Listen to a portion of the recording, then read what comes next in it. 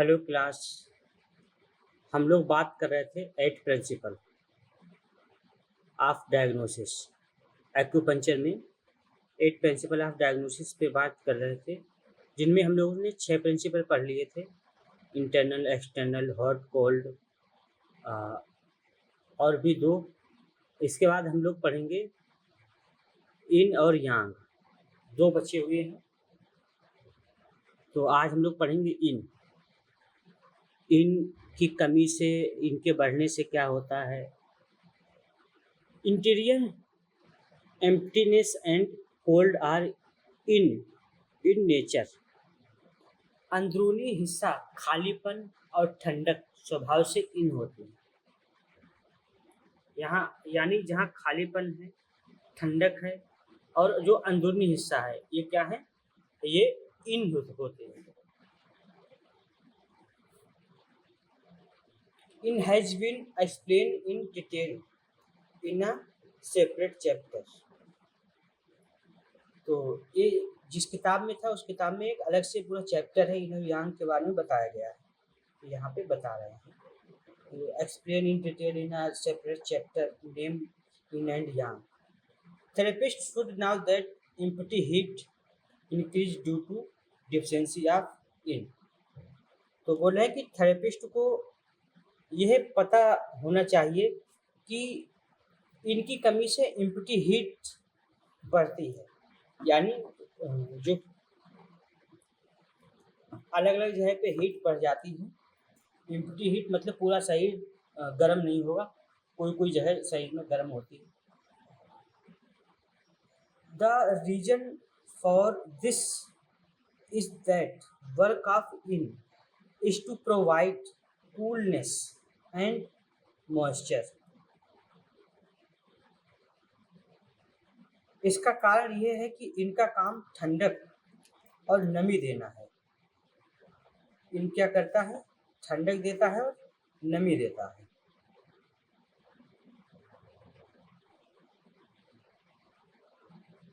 When it is unable to provide coldness and moisture due to indeficiency, empty heat increase। जब इनकी कमी के कारण यह ठंडक और नमी दे पाता तो एम्प्टी हीट बढ़ जाती है। यानी जब इनकी कमी हो जाती है तो ठंडक और नमी हो जाती है, तो इसको एम्प्टी हीट कहते हैं। सिम्टम ऑफ इनडिफिशियंसी, इनकी कमी के लक्षण। इनडिफिशियंसी हो गई, कैसे पहचानेंगे। Low grade fever in the evening, शाम को हल्का बुखार हो जाएगा, low grade fever. Feeling of heat in afternoon, दोपहर में गर्मी। 5 heart heat in chest, palm and sole. 5 heart heat दिखेंगी जो आपके चेस्ट में, दोनों हथेलियों में और दोनों पैर के तलवों में गर्मी दिखेगी। ड्राई थ्रोट इन नाइट, रात में गला सूखेगा। वेट लॉस, वजन कम होता जाएगा। नाइट स्वेटिंग, रात में पसीना भी आएगा। रेड टंग विदाउट कोट, ड्राई टंग, बिना परत वाली लाल जीभ और सूखी जीभ। एम्प्टी पल्स, खाली pulse, empty pulse.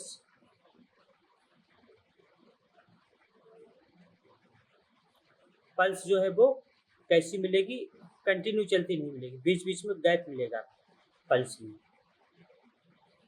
Type of इनडिफिशियंसी, इनडिफिशियंसी के टाइप कौन कौन से होते हैं।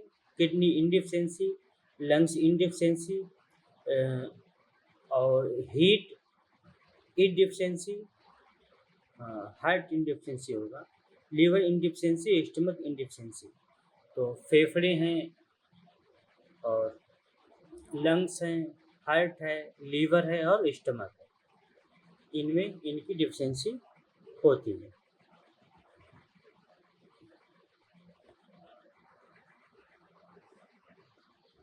तो टाइप्स ऑफ इनडिफिशियंसी अब इसके बाद है सिम्टम ऑफ कोलैप्स ऑफ इन। इन के खत्म होने या कोलैप्स होने के लक्षण, यानी इन जब पूरी तरह से कोलैप्स हो जाए तब क्या सिम्टम आएंगे? एक्सेसिव स्वेटिंग, बहुत ज़्यादा पसीना आएगा। हॉट स्किन, त्वचा का गर्म होना, यानी स्किन गर्म हो जाएगी। हॉट हैंड्स एंड फीट, हाथ पैर गर्म हो जाएंगे। Dry mouth with desire to drink in small sips, मुंह सूखेगा और थोड़ा थोड़ा करके पानी पीने की इच्छा होगी। मुंह सूखेगा, पानी थोड़ा थोड़ा पिएंगे। कॉन्स्टिपेशन होगा, कब्ज। यूरिन रिटेंशन, पेशाब रुक रुक के आएगी। Tongue red without coat, dry and short tongue, तो जीभ बिना परत वाली लाल, सूखी और छोटी जीभ होगी। बिना परत वाली लाल, सूखी और छोटी जीभ होगी। पल्स रैपिड पल्स होगी। Therapist should now that in collapse of in the patient tongue become completely red and small। नब्ज कैसी होगी? तेज होगी। और थेरेपिस्ट को पता होना चाहिए कि इनके कोलैप्स होने पर मरीज की जीभ पूरी तरह लाल और छोटी हो जाती है। टंग कैसी हो जाएगी? लाल हो जाएगी और छोटी हो जाएगी। The patient is unable to take the tongue out, मरीज जीभ बाहर नहीं निकाल पाएगा। In such a case, collapse of in should be treated। ऐसी स्थिति में इनके कोलैप्स का इलाज करना चाहिए, यानी इन पूरी तरह से खत्म हो गया है, कोलैप्स कर गया है, उसका इलाज करना है। In this in is rest and tone and yang is seeded। इसमें इनको बढ़ाया जाता है, मजबूत किया जाता है, और यांग को शांत किया जाता है, कम किया जाता है। ठीक है, तो ये इनडिफिशियंसी और इन कोलैप्स, यानी ये इनके सिम्टम थे। अब हम लोग पढ़ेंगे यांग। यांग के क्या क्या सिम्टम हैं, कैसे पता लगेगा? Yang exterior fullness and heat are yang in nature. Yang बाहरीपन, भरापन और गर्मी यांग के गुण हैं, यानी बाहर है, भरापन है और गर्मी है, तो ये किसके? यांग के गुण हैं। Yang is explain in detail in a separate chapter called yin yang. तो यहाँ भी बताने कि एक सेपरेट चैप्टर में इन यांग के बारे में बताया गया है। हालांकि हम लोग पहले पढ़ चुके हैं इन यांग के बारे में पूरा। Therapist should now that empty coldness increase due to deficiency of yang. Therapist को पता होना चाहिए कि यांग की कमी से खालीपन वाली ठंडक, यानी इम्पिटी कोल्डनेस बढ़ती है। जैसे उसमें इम्पिटी हीट थी, इनकी कमी से इम्पिटी हीट, यानी 5 palm हीट, 5 हार्ट हीट, यानी हथेली, पैर के पंजे और चेस्ट में गर्म था। इसमें भी इम्पिटी हीट है, दिखेगी। Sorry, empty cold. This is because the function of yang is to provide heat and dryness. ऐसा क्यों होगा? क्योंकि यांग का क्या काम है? ऐसा इसलिए क्योंकि यांग का काम गर्मी और सूखापन देना है, शरीर में गर्मी और सूखापन देना है। When yang is unable to provide heat and dryness due to deficiency, empty cold increase। जब कमी के कारण यांग गर्मी और सूखापन नहीं दे पाता है, यानी शरीर में गर्मी नहीं दे पाएगा, यांग कम हो गया है, अब वो गर्मी नहीं दे पाएगा, सूखापन नहीं दे पाएगा, तो क्या होगा? ठंडक बढ़ जाएगी। ठंडक बढ़ जाएगी। तो यहाँ पे सिम्टम दिए गए हैं। Symptom of Yang deficiency: chillness, ठंडा लगेगा। कोल्ड हैंड एंड फीट, हाथ पैर ठंडे रहेंगे। टायर्ड, नो एपिटाइट, थकान लगेगी, भूख नहीं होगी। नो थर्स्ट, प्यास नहीं लगेगी। लाइक हॉट ड्रिंक्स, गर्म पेय पसंद आएगा। लूज स्टूल, पतले दस्त होंगे। फ्रिक्वेंट यूरिनेशन, बार बार पेशाब आएगी। टंग पेल वेट, पीली और गीली पर टंग होगी। पल्स वीक होगी। Yang is part of key, that is why that symptoms of deficiency of Ki and deficiency of Yang are similar. Yang की का ही एक हिस्सा है, इसलिए की कमी और यांग की कमी के लक्षण एक जैसे होते हैं। की और यांग के लक्षण एक जैसे होते हैं। तो टाइप्स ऑफ यांग डिफिशियंसी, तो स्प्लीन यांग डिफिशियंसी, किडनी यांग डिफिशियंसी, लंग्स यांग डिफिशियंसी, हार्ट यांग डिफिशियंसी, स्टमक यांग डिफिशियंसी। तो ये 5 तरह के बताए हैं, जितने भी इनऑर्गन सब में यांग डिफिशियंसी हो सकती है। नहीं, एक यांग ऑर्गन भी है, stomach.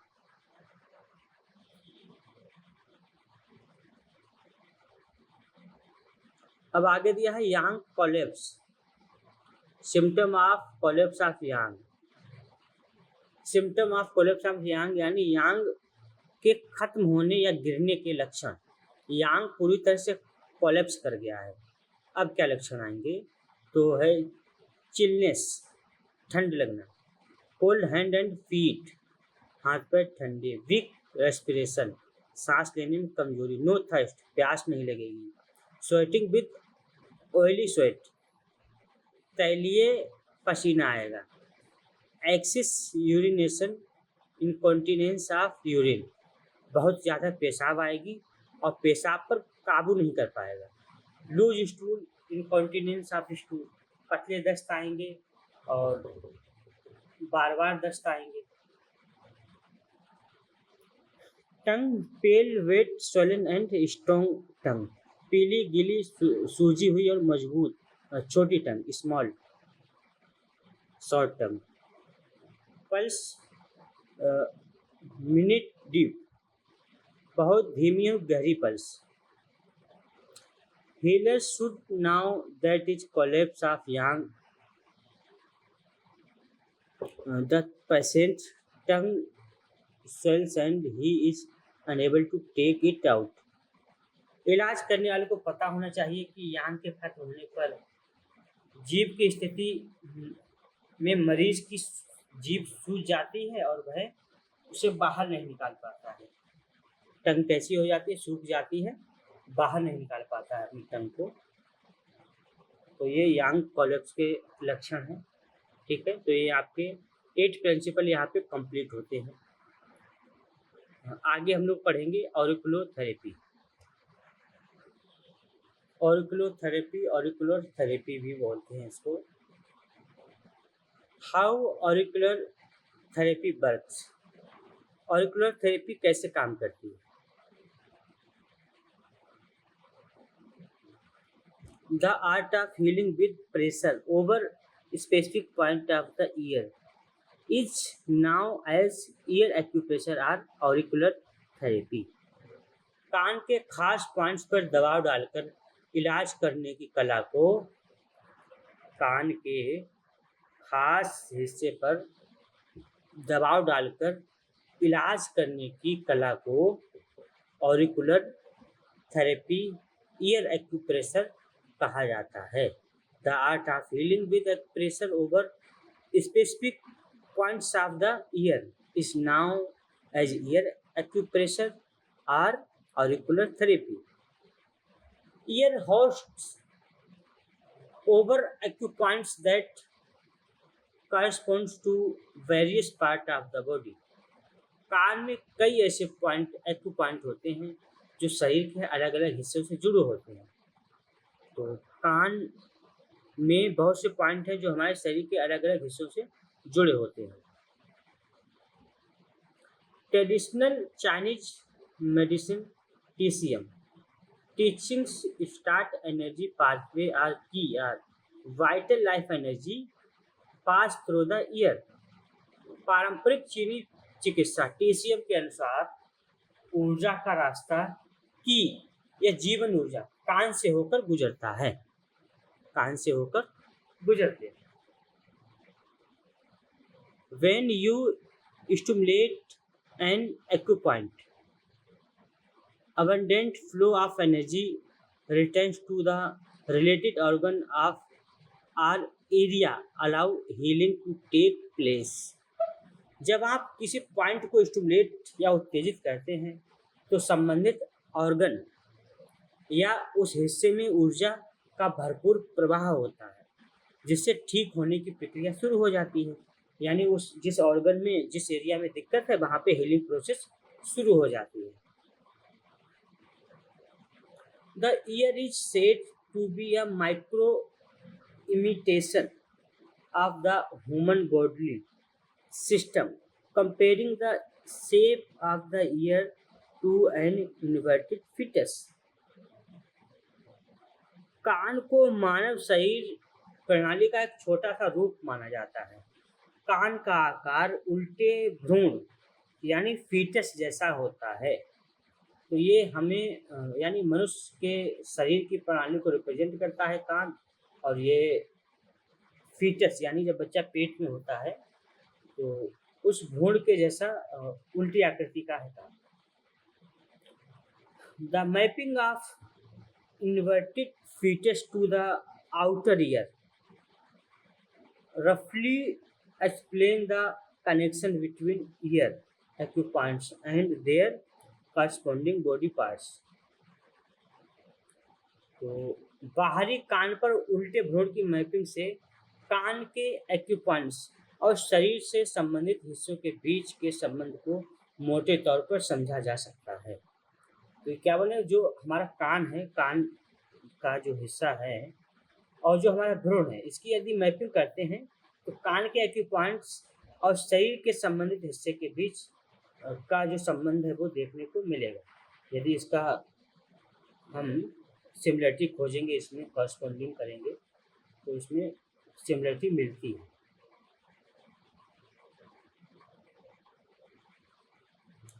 Auricular therapy or auriculotherapy is not just simply acupressure to unlock energy meridian of the body। तो ऑरिकुलर थेरेपी सिर्फ शरीर की ऊर्जा मेरिडियन या ऊर्जा के रास्ते की रुकावट दूर करने वाली एक्यूप्रेशर नहीं है, यानी ये थोड़ा एडवांस है, अलग। Rather ear acupressure stimulate the nerve connection between the ear and the central nervous system. बल्कि ईयर एक्यूप्रेशर कान और सेंट्रल नर्वस सिस्टम यानी केंद्रीय तंत्रिका तंत्र के बीच नर्व कनेक्शन को स्टिमुलेट करता है। By applying pressure to the correct point on the external ear triggers nerve impulse from the ear to the brain, thereby communication powerful healing message to the organ or system in which the health problem manifest। बाहरी कान के सही points पर दबाव डालने से कान से दिमाग तक नर्व इम्पल्स यानी तंत्रिका संकेत पहुंचते हैं, जिससे उस अंग या सिस्टम तक असरदार हीलिंग मैसेज पहुंचता है जहां स्वास्थ्य समस्या होती है। यानी कान को प्रेस करते हैं, कान का इम्पल्स जाता है ब्रेन में, ब्रेन उस जगह पे टारगेट करता है जहां पे समस्या है और उस समस्या को ठीक करने का कार्य करता है brain. Upon stimulation the brain release pain relieving protein molecules endorphin into the bloodstream, shooting chronic pain and discomfort quickly and with no side effect। Stimulation करने के बाद, यानी जब हम कान को स्टिमुलेट कर देते हैं, प्रेस कर देते हैं, तो उसके बाद दिमाग ब्लड स्ट्रीम में दर्द कम करने वाला प्रोटीन मॉलिक्यूल्स, जिन्हें एंडोर्फिन कहा जाता है, छोड़ देता है। यानी जब प्रेशर डालते हैं तो हमारा ब्रेन ब्लड में एंडोर्फिन, जो कि पेन को कम करता है, उसको छोड़ देता है। इससे पुराने दर्द और बेचैनी से जल्दी और बिना किसी साइड इफेक्ट के आराम मिलता है। जल्दी और बिना किसी साइड इफेक्ट के आराम मिलता है।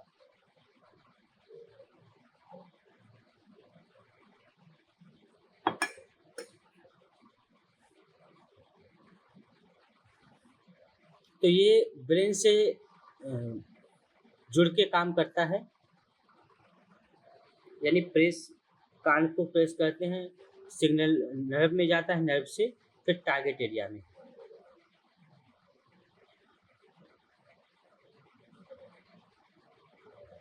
How year sheet work, year sheet कैसे वर्क करते हैं?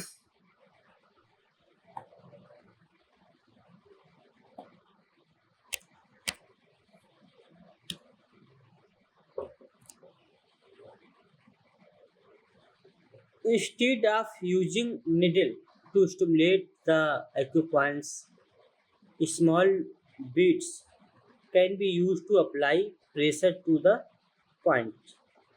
एक्यूपॉइंट्स को स्टिमुलेट करने के लिए सुइयों का इस्तेमाल करने के बजाय उन पॉइंट्स पर दबाव डालने के लिए छोटे मोतियों का इस्तेमाल किया जाता है, जो स्मॉल बीड्स, छोटे छोटे दाने होते हैं, उनका इस्तेमाल किया जाता है। तो यहाँ पे सुई का इस्तेमाल नहीं किया जाता है, क्योंकि इतनी गहराई नहीं होती है, पतली लेयर होती है, तो निडल काम नहीं करेगी। इन टीसियम seeds of natural vaccaria plants, also now as Wang Wu Liuxing in Chinese, Wang Wu Liuxing in Chinese are use, or they are tiny enough to sit precisely over one pressure point. टीसियम में प्राकृतिक वैकेरिया पौधे के बीजों का इस्तेमाल किया जाता है, जिन्हें चीनी भाषा में वांग वू लुईजिंग भी कहा जाता है, क्योंकि ये इतने छोटे होते हैं कि ठीक एक प्रेशर पॉइंट पर फिट हो जाते हैं। ये इतने छोटे होते हैं बीज, प्रेशर पॉइंट पे फिट हो जाते हैं, फिर वहां से प्रेस कर देते हैं।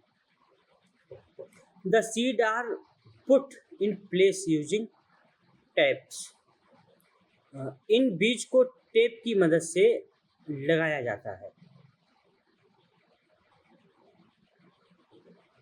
For people who are not sensitive to metals, they may opt for metal beads or plates.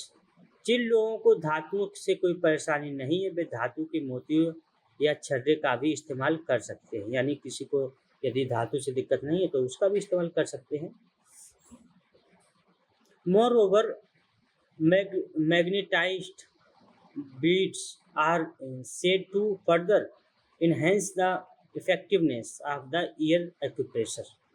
इसके अलावा कहा जाता है कि मैग्नेट वाले मोती कान के एक्यूप्रेशर की असरदार क्षमता को और बढ़ाते हैं।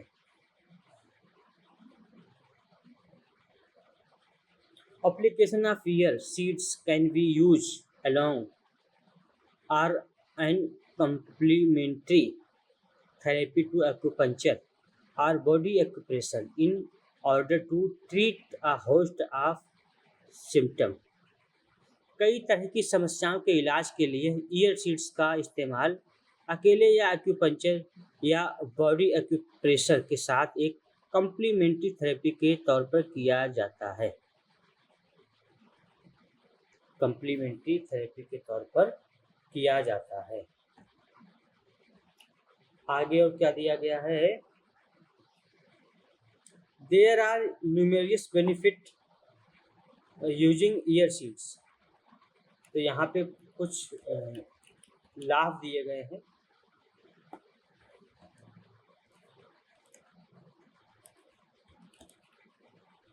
कैसे फायदा पहुंचाता है।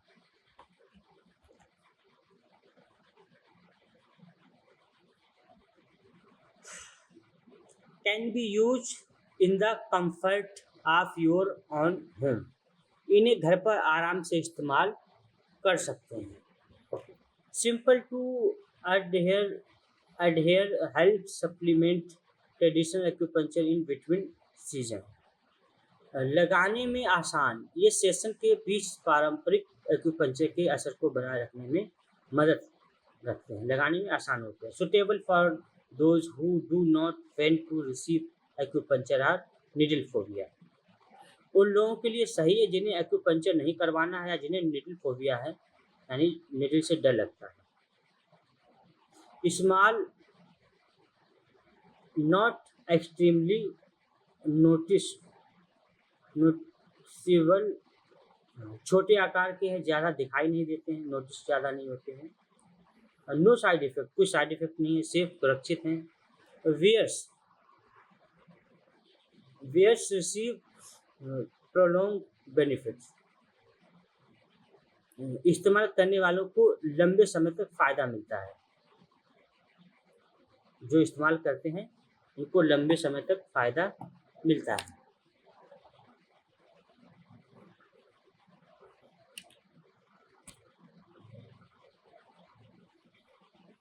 Natural holistic drug free relief, प्राकृतिक, संपूर्ण और बिना दवा वाला आराम।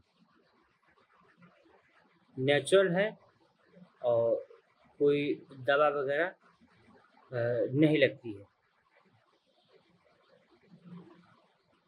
हेल्प्स प्रमोट जनरल वेलबींग, सेहत को बेहतर बनाने में मदद करता है। प्रिकॉशन, सावधानी, not to be use pregnant patient should consult doctor first. गर्भवती होने पर इस्तेमाल ना करें, मरीजों को पहले डॉक्टर से सलाह लेनी चाहिए। Do not apply when the ear is infected, जब कान में कोई इन्फेक्शन हो तब भी इस्तेमाल नहीं करना चाहिए।